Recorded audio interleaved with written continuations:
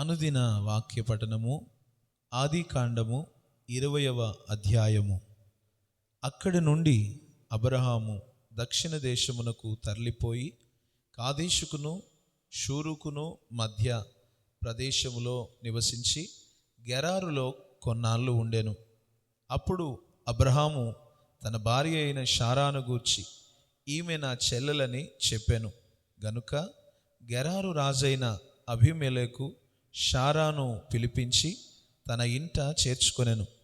అయినను రాత్రివేళ దేవుడు స్వప్నమందు అబీమెలెకు నొద్దకు వచ్చి, నీవు నీ ఇంట చేర్చుకొనిన స్త్రీ ఒక పురుషునికి భార్య గనుక ఆమె నిమిత్తము నీవు చచ్చిన వాడవు సుమా అని చెప్పాను.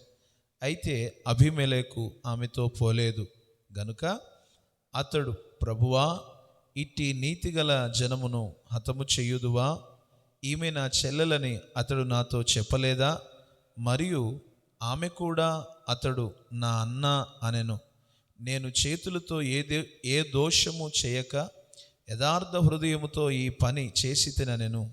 అందుకు దేవుడు, అవును, యథార్థ హృదయముతో దీన్ని చేసితివని నేను ఎరుగుదును. మరియు నీవు నాకు విరోధముగా పాపము చేయకుండా నేను నిన్ను అడ్డగించి తిని, అందుకే నేను నిన్ను ఆమెను ముట్టనీయలేదు. కాబట్టి ఆ మనుష్యుని భార్యను తిరిగి అతనికి అప్పగించుము. అతడు ప్రవక్త, అతడు నీ కొరకు ప్రార్థన చేయును, నీవు బ్రతుకుదువు.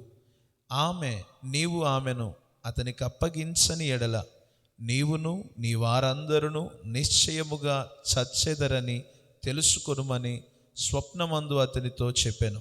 తెల్లవారినప్పుడు అబీమెలెకు లేచి తన సేవకులందరినీ పిలిపించి ఈ సంగతులన్నీ వారికి వినిపించినప్పుడు ఆ మనుష్యులు మిగుల భయపడిరి. అబీమెలెకు అబ్రహామును పిలిపించి, నీవు మాకు చేసిన పని ఏమిటి? నీవు నా మీదికిని నా రాజ్యం మీదికిని మహాపాతకము తెప్పించున్నట్లు నేను నీ ఎడల చేసిన పాపమేమిటి? చేయరాని కార్యములు నాకు చేసితివని అతనితో చెప్పెను. మరియు అబీమెలెకు, నీవేమి చూచి ఈ కార్యము చేసితివని అబ్రహామును అడుగగా, అబ్రహాము, ఈ స్థలమందు దేవుని భయము ఏమాత్రమును లేదు గనుక నా భార్య నిమిత్తము నన్ను చంపుదురనుకొని చేసి తిని, అంతేకాక ఆమె నా చెల్లెలను మాట నిజమే.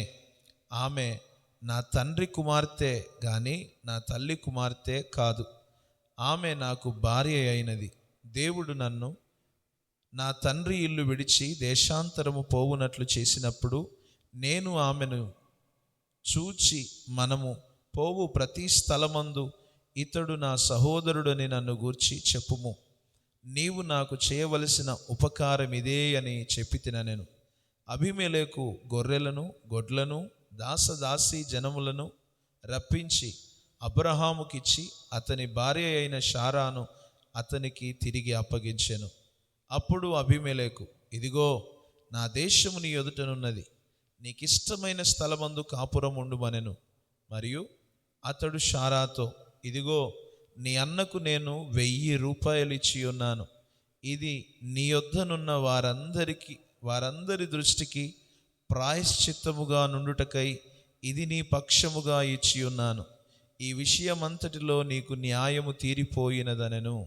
అబ్రహాము దేవుణ్ణి ప్రార్థింపగా దేవుడు అబీమెలెకును అతని భార్యను అతని దాసీలను బాగు చేసెను.